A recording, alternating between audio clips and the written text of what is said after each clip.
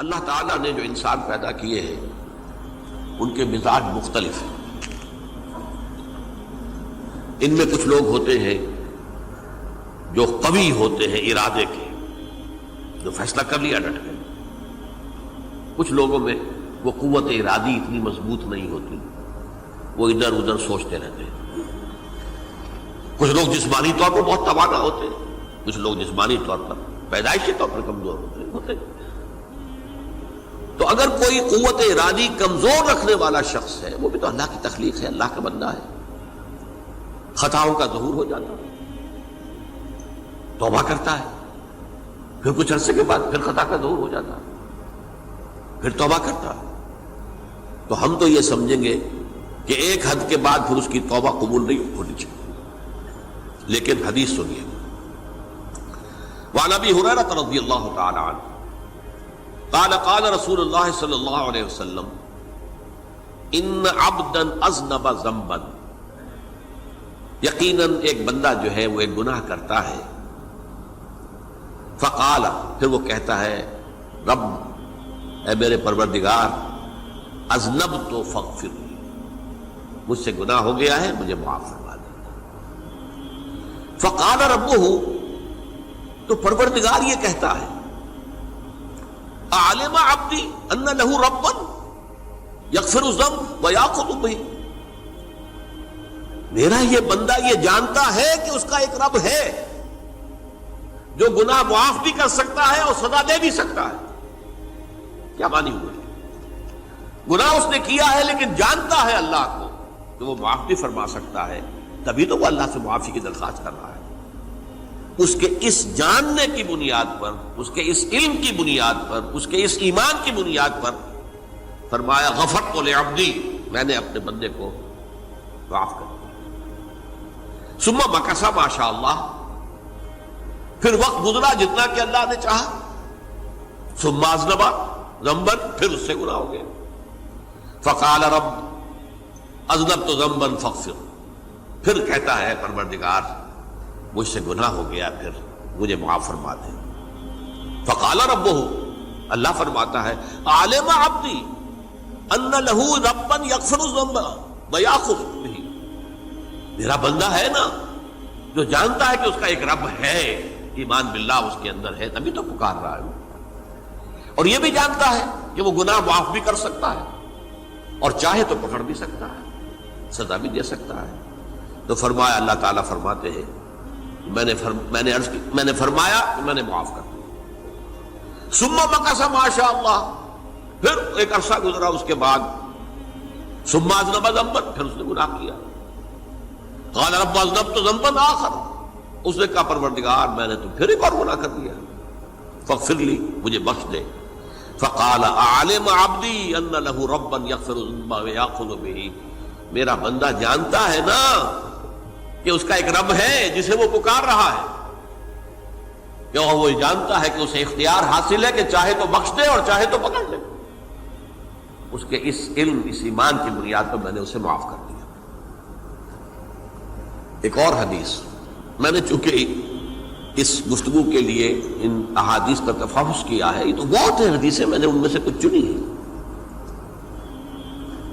ہمارے بعض واعظ ناصح وہ بھی کسی شخص کو روکتے رہے، برائیوں سے روکتے رہے، نہیں رکتا تو کہیں غصے میں آ کے اللہ تجھے کبھی معاف نہیں کرے گا. یہ کتنا بڑا جرم ہے، اس کا اندازہ کیجئے اس حدیث سے. تم میرے بندے کو میری رحمت سے مایوس کر رہے ہیں، کتنا بڑا جرم ہے، اس کا اندازہ کیجئے. یہ مسلم شریف کی روایت ہے عن جندب، حضرت جندب رضی اللہ تعالی عنہ سے، ان رسول اللہ صلی اللہ علیہ وسلم حدث، کہ اللہ کے رسول صلی اللہ علیہ وسلم نے ایک واقعہ بیان کیا. ان رجلا قال، کہ ایک شخص نے یہ کہا واللہ لا یغفر اللہ لفلان، کہ خدا کی قسم اللہ تعالیٰ فلاں شخص کو کبھی معاف نہیں کرے گا. وَأَنَّ اللَّهَ تَعَالَى قَالَ، اس پر اللہ تعالیٰ نے یہ فرمایا منزل الذی یتعالی علیہ، یہ کون ہے جو میرے اوپر حکومت کرنے والا آ گیا، جو میری طرف سے حکم لگا رہا کہ میں کبھی معاف نہیں کروں گا؟ منزل الذی، کون ہے وہ شخص، الذی یتعالی علیہ انی لا اغفر لفلان، کہ میں فلاں شخص کو کبھی معاف نہیں کروں گا، قد غفرت لفلان، اس کو تو میں نے معاف کر دیا، واحبطت عملہ، اس شخص کے تمام اعمال میں نے ضائع کر دیے کہ تم نے میرے بندے کو مایوس کیا۔ یہ ہے جرم کی انکار۔ تو توبہ کی دعوت دیتے رہو، توبہ کے لیے لوگوں کو آمادہ کرتے رہو، توبہ جو ہے اس کے لیے ترغیب دیتے رہو، اللہ تعالیٰ معاف فرمانے والا۔ اب آخری حدیث سنا رہا ہوں، یہ تو بہت ہی عجیب حدیث ہے اور متفق علیہ، یہ بخاری اور مسلم دونوں میں۔ حضرت ابو سعید الخدری رضی اللہ تعالی عنہ جو ہے وہ اس کے راوی ہیں۔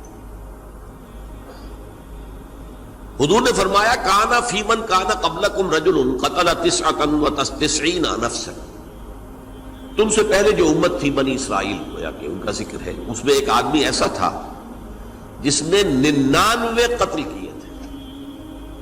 اب آپ اندازہ کیجئے کتنا بڑا گناہ کبیرہ ہے قتل۔ قرآن مجید میں آتا ہے وَكَأَنَّمَا قَتَلَ النَّاسَ جَمِيعًا، اگر ایک انسان کو بھی ناحق قتل کر دیا گیا تو یہ ایسی ہے گویا کہ اس نے پوری نوع انسانی کو قتل کر دیا، اس نے 99 قتل کی۔ فَهَلْ لَهُ مِن تَوْبَةٍ، پھر اس کے بعد یہ ہوا کہ اس کے اندر توبہ کا جذبہ پیدا ہوا۔ فَسَأَلَ عَنْ أَعْلَمِ أَهْلِ الْأَرْضِ، تو اس نے پھر سوال کیا، لوگوں سے پوچھا کہ زمین میں رہنے والوں میں کون سب سے بڑا عالم ہے۔ فَدُلَّ عَلَى رَاهِبٍ، تو اسے بتایا گیا فلاں راہب فلاں جگہ پر ہے، وہ بہت نیک ہے، بڑا عالم ہے۔ فَأَتَاهُ، وہ اس کے پاس آیا، فَقَالَ أَنَّهُ قَتَلَ 99 نَفْسًا فَهَلْ لَهُ مِن تَوْبَةٍ، انہوں نے کہا دیکھیے راہب صاحب، میں نے 99 انسان قتل کیے، اب مجھے یہ بتائیے کہ میرے لیے توبہ کا کوئی امکان ہے؟ فقال لا، اس نے کہا نہیں۔ فقتلہ، اس نے اس کو بھی قتل کر دیا۔ فکمل بہ 100، اپنی سینچری مکمل کر لی، مطلب 99 کے بعد ایک کی کسر تھی، اس کو بھی قتل کیا، 100 پورے کر لیا۔ ثم سأل عن عالم اہل الارض، پھر اس نے پوچھا کوئی اور، کوئی بڑے عالم انسان ہو۔ فدل علی رجل عالم، پھر اس کی رہنمائی کی گئی ایک بڑے عالم شخص کی طرف۔ فقال انه قتل 100 نفس، تو اس نے وہاں جا کر کہا کہ میں 100 انسان ہلاک کر چکا ہوں، قتل کر چکا ہوں۔ فهل له من توبہ، میرے لیے توبہ کا کوئی امکان ہے؟ فقال نعم، کہا کیوں نہیں، 100 قتل کیے تب بھی کیا ہے، توبہ کا راستہ دروازہ کھلا ہوا، ما لم یغرغر، جب تک کہ وہ گھنگرو نہیں بج رہا اس وقت تک تمہارے توبہ کا دروازہ کھلا ہوا ہے۔ فرمایا نعم، وَمَن يَحُولُ بَيْنَهُ وَبَيْنَ التَّوْبَةِ، تمہاری توبہ کے درمیان اور تمہارے درمیان کون حائل ہو سکتا ہے، توبہ کا دروازہ کھلا ہے۔ لیکن ساتھ ہی کہا انطلق الی ارض کذا و کذا، اب تم ایسے کرو جہاں تم رہتے ہو وہاں نہ جاؤ واپس، وہاں کا ماحول اچھا نہیں ہے، معاشرہ اچھا نہیں ہے، ہو سکتا ہے کہ تم توبہ پر قائم نہ رہ سکو، تم فلاں جگہ چلے جاؤ، وہاں اچھے لوگ آباد ہیں، ان میں جا کر رہو۔ فإن بها أناسا يعبدون اللہ تعالی، وہاں ایسے لوگ آباد ہیں جو اللہ کی بندگی کرتے ہیں۔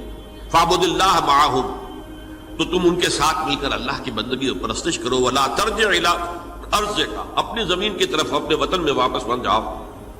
فإنها ارض سوء، وہ بری جگہ ہے۔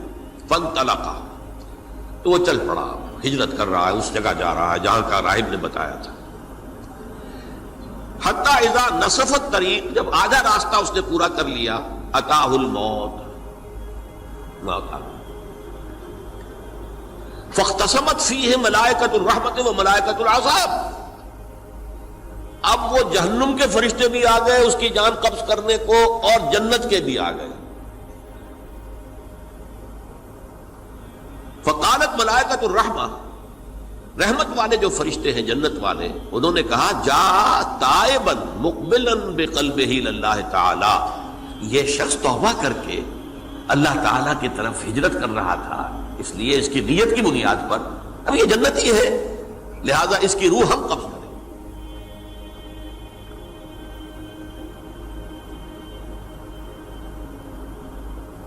وقالت الملائکۃ العذاب، اور وہ جو عذاب والے فرشتے ہیں وہ کہیں گے انہ لم یعمل خیرا قط، تو نے توبہ کے بعد کوئی نیک عمل تو کیا ہی نہیں، تو کس بنیاد پر اس کو تم جنت میں لے جاؤ گے؟ اس کو تو دوزخ میں جانا چاہیے۔ فاتاہ ملک فی صورت آدمی، تو ان کے پاس اللہ نے ایک اور فرشتے کو بھیج دیا آدمی انسانی شکل کے اندر، فجعلوہ بینہم، تو ان فرشتوں نے کہا بھائی ہمارا فیصلہ کرا دو، اس کی روح ہم لینا چاہتے ہیں یا ہم لینا چاہتے ہیں، انہیں حکم بنا لیا۔ فقال قیسوا ما بین الارضین فإلی ایتہما کان اقرب، کہ تم فاصلہ ناپ لو جہاں سے وہ چلا ہے اور جہاں جا رہا تھا اور یہاں اس کی موت ہو رہی ہے، تو کون سا فاصلہ زیادہ ہے؟ جب ناپا گیا، بلکہ ایک حدیث میں آتا ہے کہ اس پر اللہ نے زمین کو جو ہے حکم دے دیا، ایک طرف والی زمین تو سکڑ جا، دوسری والی جو ہے تو پھیل جا، تاکہ وہ جو جدھر جو جا رہا تھا وہ زیادہ قریب ہو جائے بنسبت اس کے کہ جہاں سے وہ چلا تھا۔ تو اس فیصلے پر پھر جو فرشتے تھے جو کہ رحمت کے فرشتے تھے وہ اس بندے کو لے گئے جنت کے اندر۔ یہ ہے توبہ کی عظمت اور اس کی تاثیر۔